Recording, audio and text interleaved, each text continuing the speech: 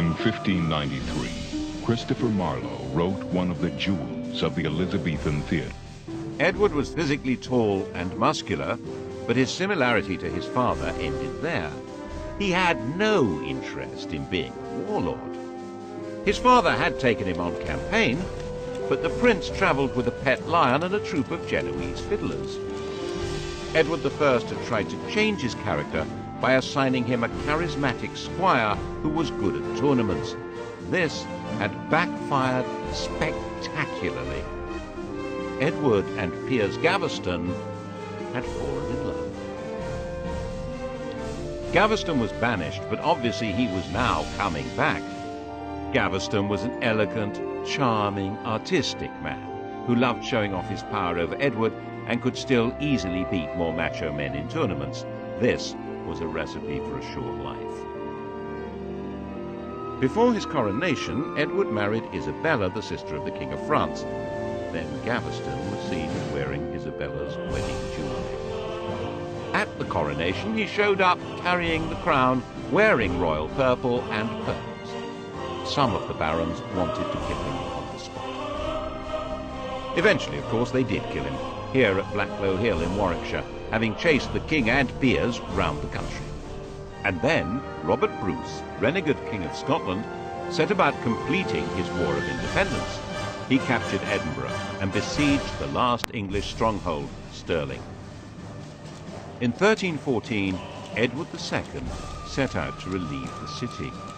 The battle at Bannockburn, just outside the castle, was a total disaster for the English.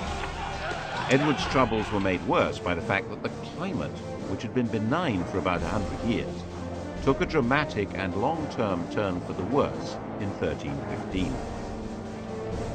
As harvests failed and cattle died, the barons said that his extravagance and lack of direction was intolerable, so the grown-ups took over. The Earl of Lancaster, head of the council, was now acting as king, keeping Edward on a daily allowance of £10. But he still had friends. He turned to Hugh Despenser and his son.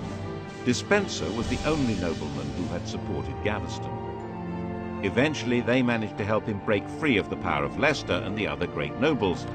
But no one had a solution to the unending run of bad harvests, and the apparent enthusiasm of the Despensers to enrich themselves made Edward's rule deeply unpopular, especially with his queen Isabella.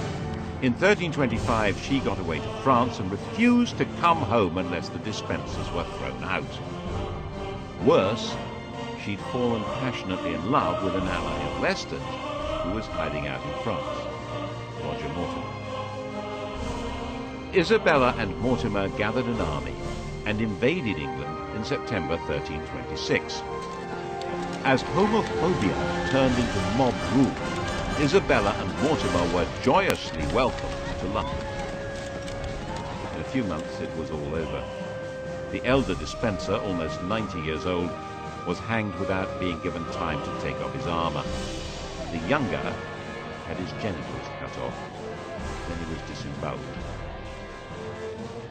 The object was for Isabella and Mortimer to rule in the name of her 14-year-old son.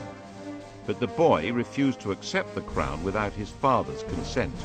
So Edward, dressed in black, was deposed in a solemn ceremony. The steward of his household broke his staff of office.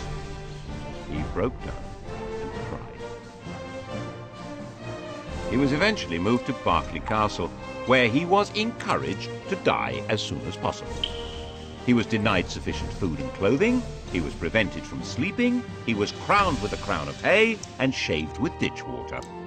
Isabella, generally known as the she-wolf of France, reproved the guards for their mild treatment. Popular homophobia had allowed Isabella and her lover Mortimer to brutally and illegally depose Edward II. That didn't make them heroes for long.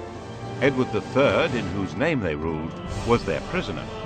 But in 1320, when he was 18, he broke free. They were staying in Nottingham, and he put together a plot to lead a band of armed men into the castle through an underground passage. They seized Mortimer and Isabella. Mortimer was hanged. Isabella shut away in Castle Rising in Norfolk.